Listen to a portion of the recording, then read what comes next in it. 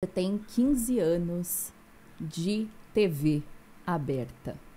Como foi esse primeiro momento? Você iniciou a sua carreira no salão como o assistente do assistente do assistente e foi subindo, foi aprendendo outras funções. Sim.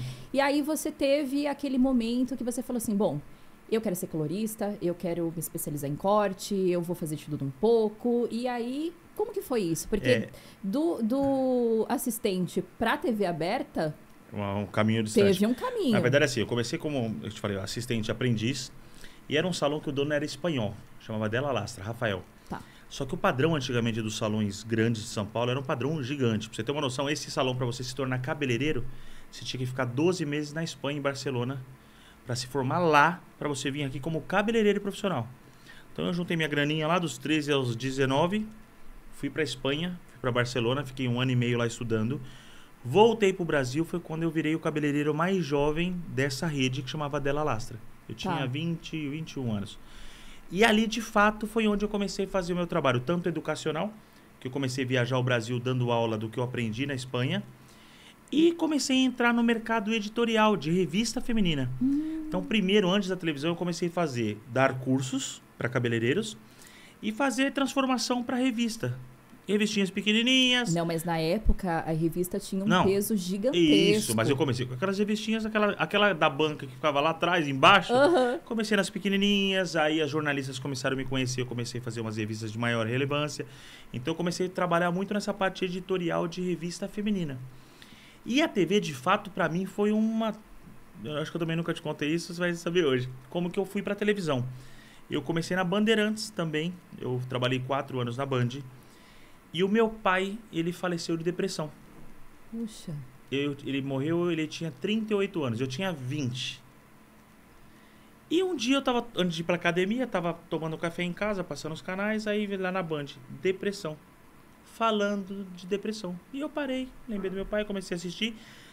Elas estavam falando de uma moça que tentou suicídio e não foi, e o marido... Enfim, aquelas histórias tristes. Eu lembrei do meu pai.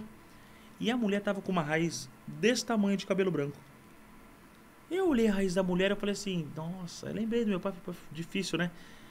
Aí me deu uma luz, eu falei, eu vou mandar na época um e-mail pra Band e vou mandar ela no meu salão, vou dar de presente, né? Vou lá pra ele lá no salão fazer o cabelo. E fiz assim, oi, tudo bem? Meu pai teve o mesmo problema, eu tenho um salão no Morumbi, tá o telefone, manda aquela mulher ir lá que eu vou arrumar o cabelo dela. E passou um tempo, a Band me ligou. Oi, Rodrigo, tudo bem?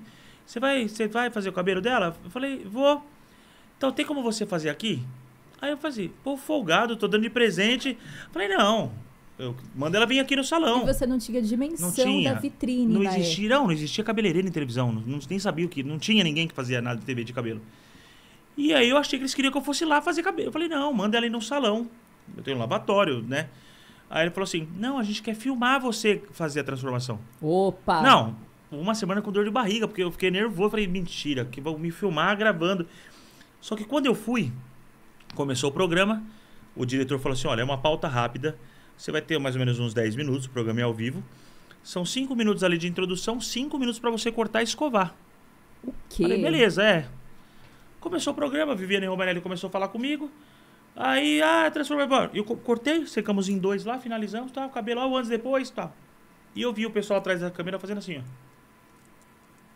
TV ao vivo, tá dando ibope. Fica. E acabou, tava pronto pra dar tchau. De repente a Viviane falou assim, gente, muito legal, nossa manhã hoje é de beleza. Estamos aqui com o cabeleireiro Rodrigo Sintra, a gente vai tirar todas as dúvidas. Resumindo, começou a botar a mulher com o telefone perguntando e eu respondendo. Fiquei quase 40, 50 minutos de manhã ao vivo. Quando eu acabei o programa, me chamaram, na época o diretor era o Edinho, falou assim, quer vir fazer isso aqui uma vez por semana? E eu ganhei meu primeiro quadro, chamava Esquina da Beleza, na Bandeirantes.